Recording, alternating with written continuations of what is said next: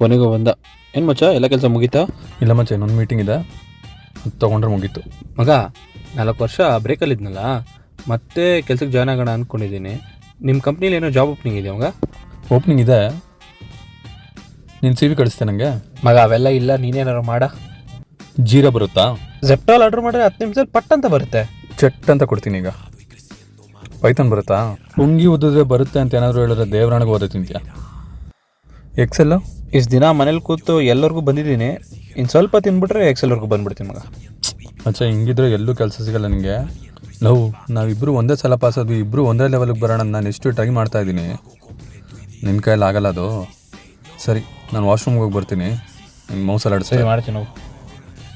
ತಗೋ ಮಗ, ಚೆನ್ನಾಗಿ ಆಡಿಸಿದ್ದೀನಿ. ಆಮೇಲೆ ಈಗ ನಾನು ನೀನು ಒಂದೇ ಲೆವೆಲ್ಗೆ ಬಂದಿದ್ದೀವಿ ಮಗ. ಏನು ಮಾಡ್ದು?